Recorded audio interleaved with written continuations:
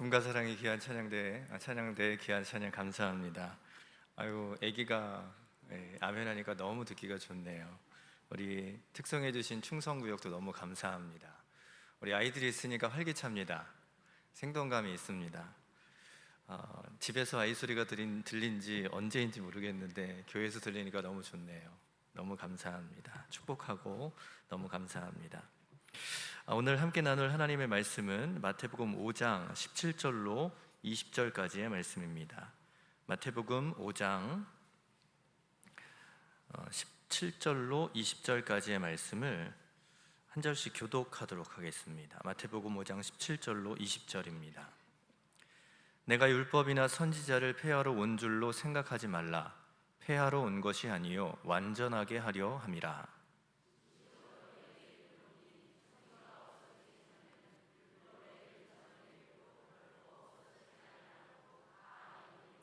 그러므로 누구든지 이 계명 중의 지극히 작은 것 하나라도 버리고 또 그같이 사람을 가르치는 자는 천국에서 지극히 작다 일컬음을 받을 것이요 누구든지 이를 행하며 가르치는 자는 천국에서 크다 일컬음을 받으리라. 내가 너희에게 이르노니 너희 의가 서기관과 바리새인보다 더 낫지 못하면 결코 천국에 들어가지 못하리라. 아멘. 우리가 수요일마다 마태복음의 말씀을 나누고 있는데요, 특별히 마태복음 5장, 6장, 7장은 주님께서 산 위에서 가르치신 가르침, 일명 산상수훈이라고 불리는 내용을 담고 있습니다. 주님께서 산상수훈 가운데 가르치신 핵심적인 내용을 한마디로 표현하자면 천국 백성이 살아가는 방법들을 가르치는 것이다, 이렇게 표현할 수 있을 것입니다. 그래서 5장에는 천국 백성들이 살아가는 삶의 기준에 대해서 말씀하고 있다라고 볼 수 있습니다. 살아가는 기준이라는 것은 생각하는 틀이라고 할 수 있고, 다른 말로 말하면 관점이라고 표현할 수 있습니다. 이런 관점은 살아가면서 여러 경험을 통해서 우리의 생각 가운데 정립이 되는 거예요. 어떤 분들은 살아가면서 누군가 때문에 어려움을 겪는 분들이 있어요. 어떤 사람한테 사기를 당하는 경우들도 있단 말이죠. 그런데 우연치 않게 자기한테 해코지했던 어렸을 때 친구가 조씨였단 말이에요. 그런데 조금 지나고 보니까 사업을 하다가 사기를 당했는데 그 사기친 사람도 조씨라는 거예요. 그러면 그 여러 가지 사건들이 겹쳐져서 나랑은 조씨가 안 맞아, 조씨는 별로 안 좋은 사람들이야, 이렇게 생각을 한단 말이죠. 그런데 좋은 조씨도 있잖아요. 내가 갖고 있는 경험들이 쌓이고 쌓여서 나의 생각의 틀이 되는 것인데, 그 생각의 틀은 지극히 주관적인 거라고요. 그러니까 내가 갖고 있는 정의, 내가 갖고 있는 틀로 다른 사람을 규정하거나 이것이 절대적으로 맞다라고 주장하기에는 뭔가 부족하다라는 것, 이거를 인정할 수 있어야 합니다. 내가 생각하는 의로움이 남에게 있어서는 의로움이 아닐 수도 있다는 사실을 알아야 한다는 거죠. 그런데 문제는 사람들은 내게 항상 맞아요. 저 사람은 다른 것을 옳다라고 생각할 수 있는데, 서로 각자 생각하는 바가 틀린데, 관점이 틀린데 서로를 절대 인정하지 않는다라는 거죠. 그래서 내 생각을 잘 지키기 위해서 사람들은 시간을 쏟고 물질을 쏟고 내 생각, 내 정의를 지키기 위해서 목숨까지 거는 일들도 있는 거예요. 그러니까 세상 보면 노사가 그래서 싸우는 것 아니겠습니까? 내가 맞다라는 것 아닙니까? 그래서 정당히 싸우는 것 아닙니까? 우리 편이 맞다는 것 아니에요? 어쨌든 자신의 관점에 따라서 정의가 달라지는데 살아가는 방식도 그래서 달라지기 마련인 겁니다. 여러분, 사울을 기억하십니까? 사울이 예수를 핍박하는 것이 자신이 생각할 때 옳다라고 여겼던 때가 있습니다. 그때의 사울, 바울 되기 전이죠. 그때 사울에겐 예수는 거짓 선지자고, 예수를 쫓는 사람들은 세상을 어지럽게 하는 사람들이었습니다. 그래서 그들을 잡아다가 족치는 것, 잡아다가 가두는 것, 잡아서 죽이는 것은 세상에서 하나님이 가장 기뻐하시는 일이다라고 그는 생각했습니다. 이것이 그의 관점이고 그가 생각하는 정의였다고요. 이것에 뜨거운 열정이 있어서 실제로 그는 저 먼 예루살렘에서 저 먼 다메섹까지 직접 가서 예수 믿는 사람들을 잡으려고 했던 것이죠. 그런데 그가 갖고 있는 생각의 틀, 그의 관점이 싹 달라지게 되었어요. 왜냐?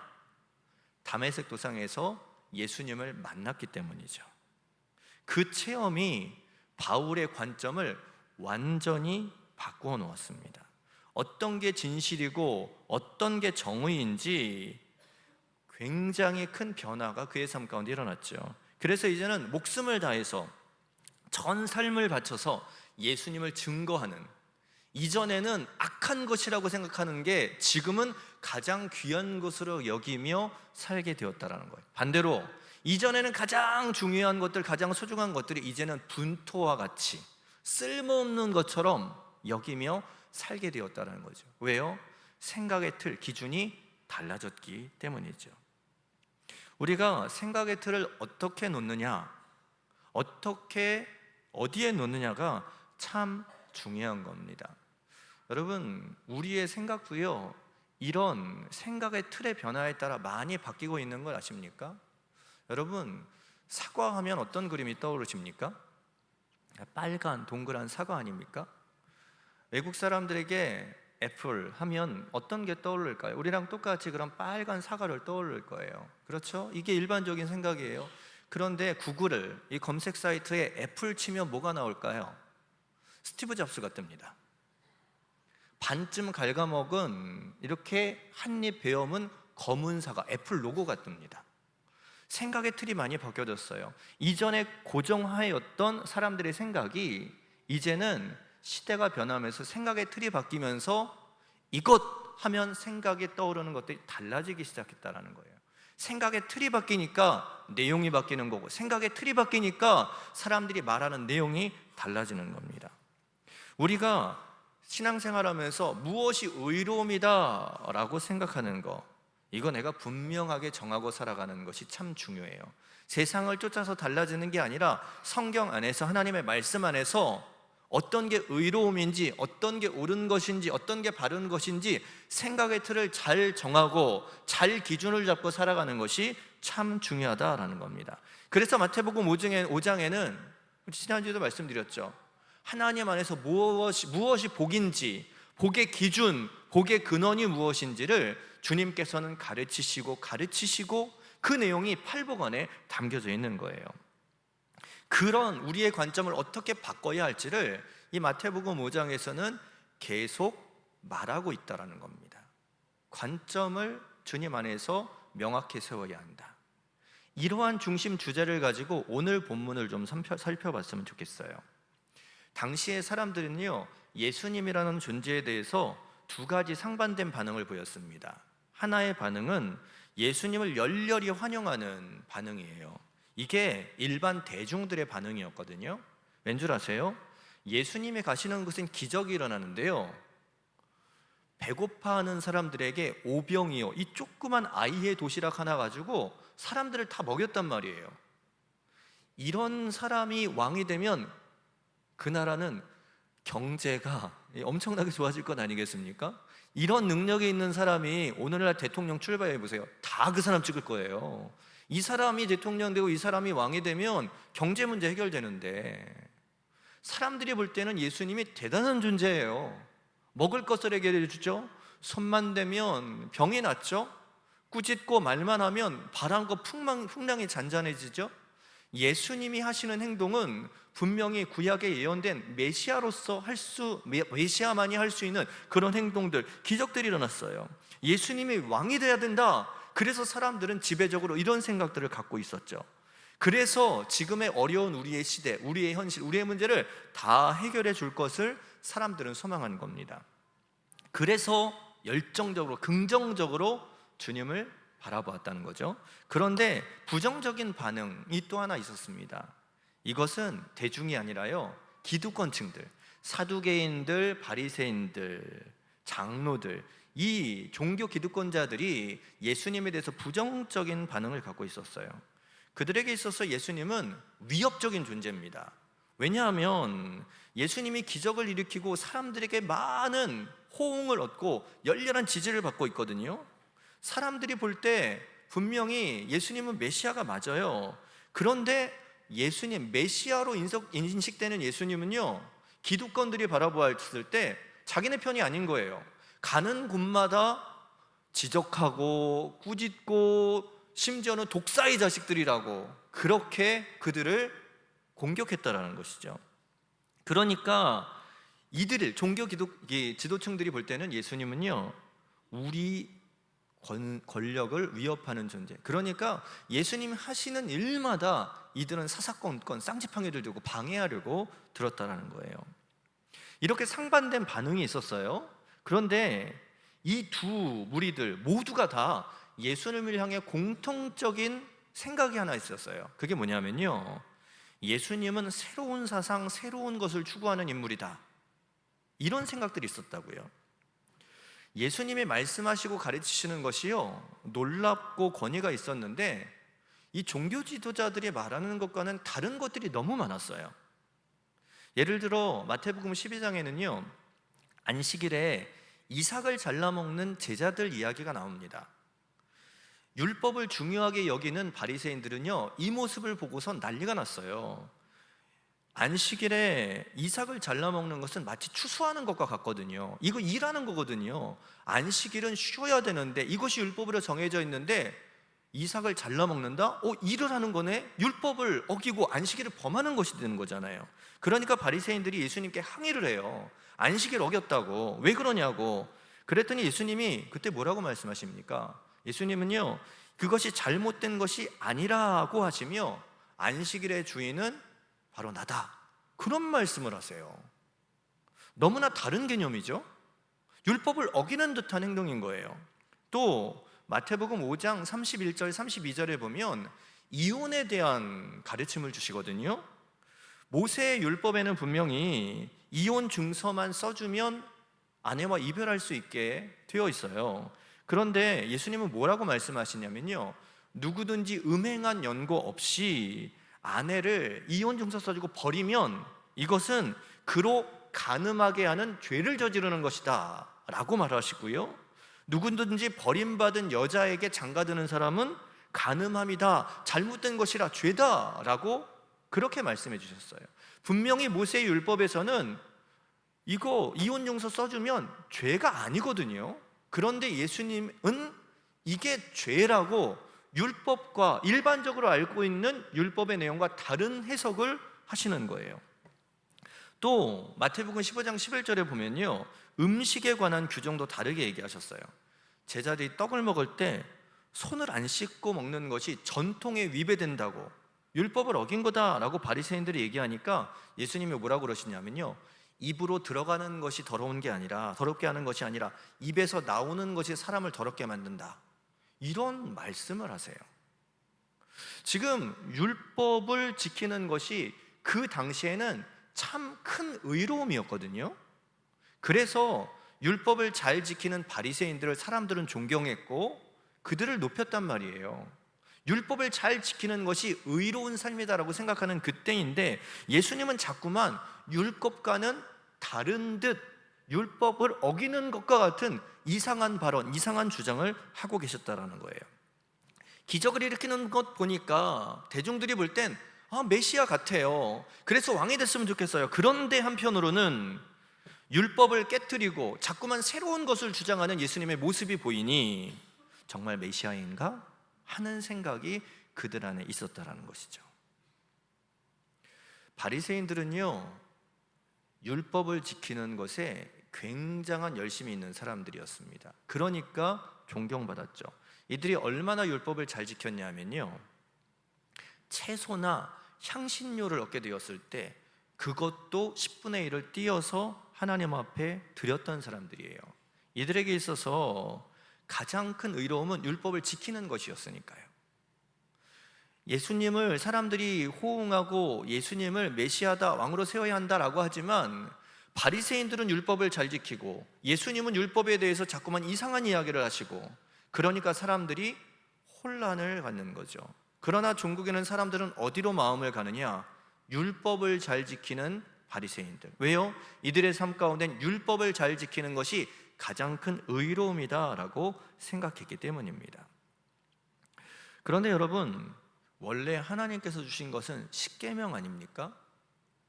십계명은 몇 개의 계명으로 되어 있나요? 제가 어려운 질문을 드린 건 아니죠? 10개의 계명이잖아요. 십계명 외에 이스라엘이 지금 말하는 율법들은 정말로 가지수로는 비교할 수 없을 만큼 수없이 많은 율법들이 있는 겁니다. 그런데 원래부터 그게 하나님께서 주신 것이 아니에요.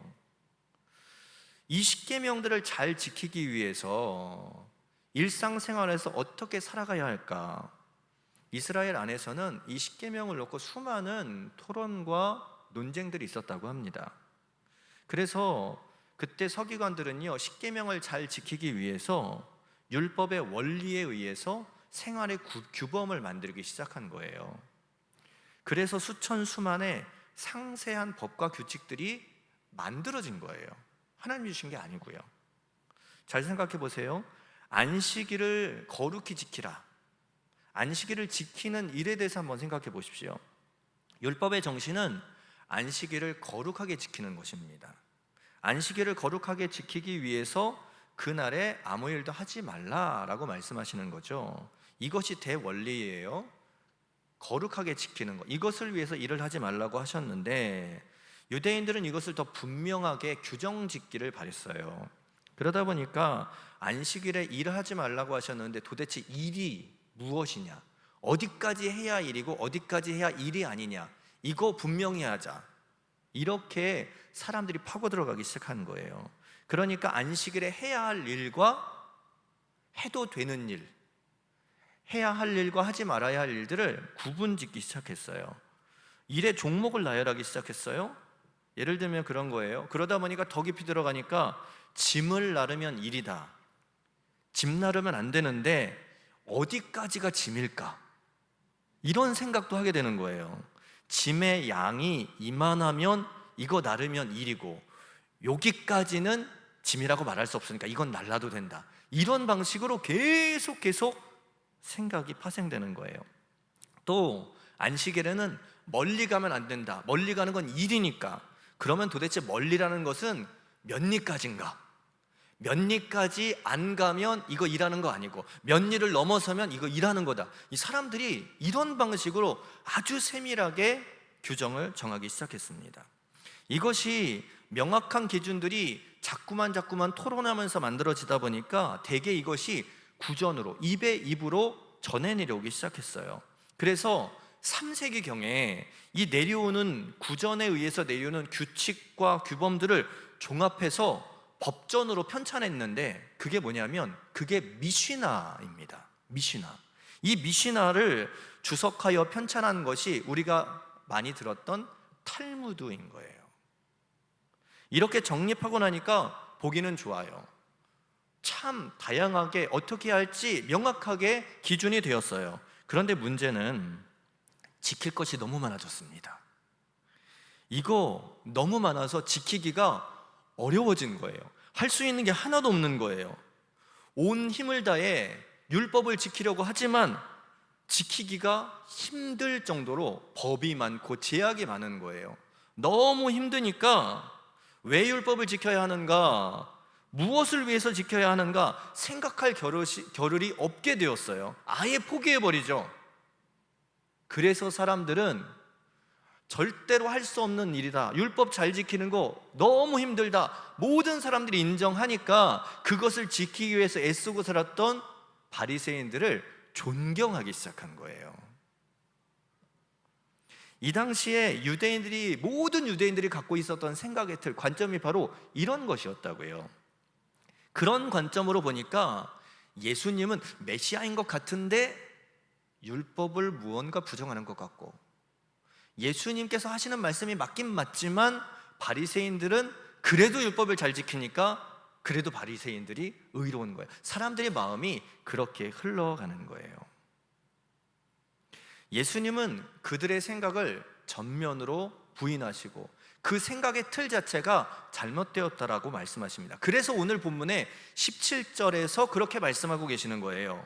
내가 율법이나 선지자를 폐하러 온 줄로 생각하지 말라. 폐하러 온 것이 아니요 완전하게 하려 함이라. 예수님이 지금 말씀하시는 것들은 율법을 무너뜨리고 율법과 상관없는 이야기를 하고 율법에 반대되는 행동을 하는 것이 아니다라는 것을 말씀하시는 겁니다. 오히려 율법이 왜 율법을 지키게 하셨는지, 너희는 세분화하고 어떻게 지키려고 애쓰고 있지만 정신을 잃어버렸는데 하나님이 왜 이 율법을 주셨고 왜 지키라고 하시는지 그 정신에 근거하여 더 중요한 정신을 가지고 율법을 지키도록 그 정신을 깨우쳐주기 위한 가르침이다라는 것을 말씀해주고 계시는 거예요. 율법만 잘 지키는 것이 의로움이라 생각하는 너희의 생각이 틀렸다. 너희들의 관점이 틀렸다. 너희가 잘못된 것을 추구하고 정신을 잃어버리고 있었기 때문에 너희들의 그 생각과 틀을 바꾸어 버려야 한다. 예수님은 그 얘기를 하고 계신 거예요. 여러분, 기본적으로 법에는 정신이 있어요. 그런데 법의 준수, 집행에만 초점을 맞추면요, 정신은 금세 잊혀져 버리게 됩니다. 우리가 교통법규를 만든 이유가 무엇입니까? 차들이 신호를 지켜서 안전하게 가서 생명을 보존하기 위함 아닙니까? 그런데 이게 교통법규를 그렇게 만들어 놓고 진짜 운전을 하면 이게 좀 속도 제한이 일정했으면 좋겠어요. 어디는 30이었다가 어디는 50이었다가 어디는 60이었다가 어디는 80이었다가 이거 너무 혼란스럽더라고요. 그래서 어떤 분들은 그런 말도 해요. 단속을 하거나 그럴 때는 경찰에서 돈이 부족한 것이 아닌가, 이런 이야기들을 한단 말이죠. 물론 그게 아니라는 거 알고 있어요. 그런데 이 법의 기본 정신이 무엇인가를 명확하게 알고 있다면 이것을 잘 지키고 안전을 위해서 뭔가 다양한 방법들을 추구하는데, 이 정신이 사라지면요 세수를 늘리는 방법으로 사용되는 게 아닐까, 이런 생각을 할 수 있다는 것이죠. 분명히 법에는 기본적인 정신이 담겨져 있어요. 그 정신으로부터 법이 만들어지는 거거든요. 그런데 유대인들은 하나님이 주신 율법을 왜 주셨는지, 왜 율법이 우리에게 주어졌는지를 생각하기보다는 율법을 지키는 것에만 초점을 맞춰져 있어서 이 기본 정신을 잃어버렸어요. 여러분, 하나님께서 왜 율법을 주셨을까요? 이 율법을 잘 지켜서 어떻게 되기를 원하시는 걸까요? 하나님께서 율법을 주신 이유는요, 우리가 이 율법을 잘 지켜서 거룩하게 하기 위함이에요. 그래서 하나님을 만나게 하기 위함이거든요. 왜 사람과 사람 사이에 율법을 주셨을까요? 사람과 사람 사이가 원활하게 사랑하는 관계로 살아가도록 법을 주신 거예요. 하나님을 만나기 위해서, 사랑과 화목하기 위해서, 한마디로 표현하면요, 하나님을 사랑하고 이웃을 사랑하기 위해서 율법을 주신 것이라고요. 그러니까 율법의 근간, 율법의 출발, 기본 정신은 바로 사랑이에요. 이 사랑이라는 대전제로부터 율법이 만들어지는 겁니다. 그런데 율법의 규칙, 규범에 갇혀서 사랑이라는 정신을 잃어버리게 되는 거예요. 하나님을 사랑하라는 그 원리, 목적, 그 출발을 잃어버렸어요. 이웃을 사랑하라는 목적을 잃어버렸어요. 그래서 법을 지키면서 법을 지키지 않은 사람들을 정죄하고요, 하나님을 향하여 제사는 드리지만 이것만 내가 지키면 다 한 것이다, 하나님 생각하지 않아요. 이거 지킨 것으로 난 할 일 다 했다 생각하는 모습으로 이스라엘 백성들이 살아가는 겁니다.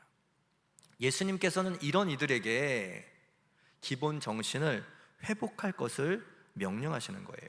율법을 지키는 것이 의로움이 아니라 율법의 정신과 함께 율법을 지키는 것이 의로움이다라는 것을 말해주고 계시는 것이죠.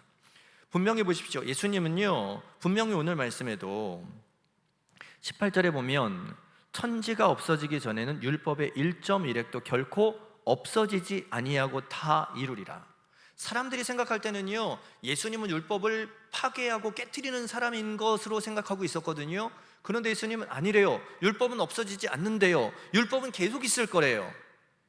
율법이 잘못됐다는 게 아니고요, 정신을 잃어버리고 율법을 사용하는 이스라엘의 사람들의 관점이 잘못된 것임을 말해주고 있는 거예요. 율법이 잘못됐다는 게 아니에요. 정신과 함께 율법이 같이 어우러져야 함을 주님께서는 말씀하시는 겁니다. 정신이 명확한 사랑이 담긴 율법을 행할 때, 그때 그 관점으로 율법을 지키며 나아가는 모습이 천국 백성의 정신이고 천국 백성이 가져야 할 의로움이라는 것을 말씀해 주고 있는 거예요. 여러분, 이것을 우리의 삶에 적용할 필요가 있습니다. 예배를 생각해 보십시오. 예배는 이름 자체에서도 드러나듯이 하나님 앞에 엎드려 예를 갖추는 행위입니다. 그래서 예식 예자에 절 배자를 쓰는 것 아니겠습니까? 하나님 앞에 엎드리는 예식인 거예요. 이 예배를 통해서 우리는 하나님 앞에 죄인된 나를 내려놓고 하나님의 음성, 하나님의 은혜, 하나님의 깨끗케 하심의 그 능력을 구하는, 그것을 얻는, 예배는 그런 거룩한 시간이죠. 그것을 갖추기 위해서 여러 가지 신앙의 전통에 따라 예배에는 예식의 순서들이 있는 거예요. 이 순서들은 예배를 더욱더 하나님 보시기에 아름다운 예배를 드리기 위해서 전통 가운데 만들어진 그런 순서들이죠. 그런데 예배에 참여하는 우리들의 관점이 변질되면 어떻게 되는지 아십니까? 순서에 얽매이게 되는 거예요. 그래서 예배 순서를 다 참여하게 되면 왜 예배를 드리려고 하는지, 예배를 통하여 하나님 무엇을 원하시는지, 그거보다 내 예배 드렸다는 것 그 자체, 처음부터 묵도부터 축도까지 모든 예배에 참여했다는 그 안도감에 나 예배 드렸어 하고 돌아가는 거예요. 하나님을 만나지도 않고 하나님 앞에 엎드리지도 않고 하나님의 것을 받지도 못하고 그냥 앉았다가 돌아가면서 내 스스로 만족하는 모습으로 예배가 끝난 경우들이 참 많다라는 겁니다. 이러면 됐다라면서 그저 그런 신앙으로 주저앉게 되는 거예요. 예배는 분명 드리는데 은혜가 없고, 예배 형식만 갖추다 보니까 하나님이 내 삶 가운데 공급하시는 능력이 전무한 그런 신앙생활을 살아가는 사람들이 이 세상에 얼마나 많은지 몰라요. 그러니까 신앙생활에 재미가 없어요. 그러니까 예배가 지겨운 거예요. 그러니까 기쁨과 감사가 없는 겁니다. 이래서는 안 돼요. 형식과 더불어 그 순서마다 하나님께서 이 순서를 통하여 이 신앙의 전통 안에서 내게 얻게 하시는 것이 무엇일까? 이 시간을 통해서 내가 하나님 안에서 누릴 수 있는 것이 무엇일까? 이 순서를 통하여서 내가 어떻게 하면 하나님을 만날까?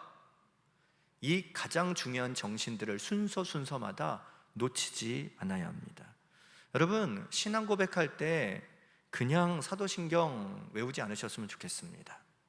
그냥 외우면 사도신경이 아니라 그냥 주문이 되어버릴 거예요. 주기도문도 마찬가지입니다. 아무런 의미 없이 그냥 중얼중얼 따라하면 주기도문이 아니라 기도를 뺀 주문이 되어버릴 겁니다. 그 안에 담겨진 고백 하나하나를 생각하고 그것이 나의 고백되기를 위하며 그렇게 생각하며 고백하고 그렇게 기도하십시오. 찬양을 할 때도 그냥 곡조에 휘둘리지 마시고 그 안에 담겨진 가사가 나의 기도가 될 수 있도록, 하나님을 향한 나의 고백이 될 수 있도록 그렇게 마음을 담아 하나님 앞에 찬양하십시오. 말씀을 들을 때 그냥 성경을 이렇게 해석하는가 저렇게 해석하는가 해석의 수단, 지식의 방법으로 말씀을 받아들이지 마시고 오늘 나에게 말씀하시는 하나님의 음성이 무엇일까? 오늘 나의 신앙 가운데 하나님이 지적하시고 공급하시는 은혜는 무엇일까? 사모함으로 갈급함으로 그 말씀 앞에 서십시오. 그때 하나님을 만나는, 하나님 앞에 영광을 돌려드리는 진정한 거룩한 하나님이 기뻐하시는 예배가 만들어질 수 있는 겁니다. 봉사와 헌신도 마찬가지입니다. 그저 대가를 바라고 하는 행위면 안 됩니다. 봉사하고 헌신할 때 누군가 알아주길 바라는 그 마음만 있으면 절대로 그것은 봉사와 헌신이 될 수 없습니다. 누군가가 알아주는 기쁨에 사로잡히기 시작하면 봉사와 헌신을 할 때마다 하나님을 바라보지 않고 주위만을 바라보죠. 이거 봐주는 사람이 있는가 없는가, 사람들은 이 모습을 어떻게 평가하는가. 제가 설교를 합니다. 누군가가 목사님 설교에 은혜 받았습니다 하면 참 기쁜데요, 이 기쁨에 제가 사로잡히게 되면요 내 시선과 초점이 하나님이 성도들을 향하여 어떤 말씀을 주길 원하시는가가 아니라 사람들이 어떻게 하면 좋아할까를 생각하며 설교하게 된다라는 거예요. 하나님의 바라보심을 생각하고 하나님의 대언자로서 말씀을 선포해야 되는데, 하나님이 이들에게 주길 원하시는 그 메시지가 무엇인가, 하나님의 마음을 위하여 그렇게 말씀을 전달해야 되는데, 사람들을 시선을 의식하기 시작하면 귀를 즐겁게 하기 위해서, 갈증을 해소시키기 위해서 그렇게 설교를 하게 된다는 것이죠. 그러니까 사람들의 시선과 반응이 아닌 위를 봐야 하는데, 자꾸만 사람들의 눈을 보고 사람들의 시선을 보면 내 신앙의 중심, 내 예배의 모습 자체가 변질될 수 있는 거예요. 그러니까 예수님께서는요, 오른손이 하는 일을 왼손이 모르게 하라 하시는 거예요. 사람들은 몰라줘도 하나님은 아시니까요. 하나님만 아시면 되는 거죠. 그러한 중심으로 신앙생활하고 그런 중심으로 봉사하고 헌신하는 때에 그때 변질되지 않고 하나님이 기뻐하시는 모습으로 계속 성숙해질 수 있기 때문입니다. 여러분, 이것이 주님께서 우리에게 요구하시는 관점이고 우리의 삶 가운데 계속 회복해야 할 의로움이다라는 거예요. 사랑하는 성도 여러분, 오늘도 이런 의로움을 가지고, 오늘도 이런 관점을 가지고 신앙생활을 할 수 있는 여러분들이 되시기를 원합니다. 이런 관점을 가지고 살아야 세상을 바라보는 안목이 달라지는 거예요. 교회 생활하는 모습도 달라지는 거예요. 예배를 드릴 때 예배를 드리는 맛이 나고, 찬양을 드릴 때 기쁨을 누릴 수 있고, 말씀을 들을 때 은혜가 넘치게 되는 겁니다. 그래서 오늘 주님은 말씀하시는 거예요. 너희 의가 서기관과 바리새인보다 더 나아야 한다. 그래야 천국에 들어갈 수 있다. 우리가 형식에 사로잡히지 않고 습관에 사로잡히지 않고, 오늘도 모든 신앙의 내용 가운데 하나님께서 원하시는 것이 무엇인지 그 의로움, 그 정신을 내 안에 잘 회복하고 신앙생활할 수 있는 여러분들이 되셨으면 좋겠습니다. 그 모습이 바리새인과 서기관보다 더 의로운 모습이라고, 더 하나님이 기뻐하시는, 더 인정하시는 모습이라고 주님은 오늘 우리에게 말씀하고 계시는 겁니다. 그러한 모습으로 내 관점이 바뀌어지고 내 의로움이 바뀌어져서 하나님이 보실 때 천국 백성으로 명확히 인정받을 수 있는 우리 모든 여주의 교우들이 되실 수 있기를 주님의 이름으로 간절히 축복합니다.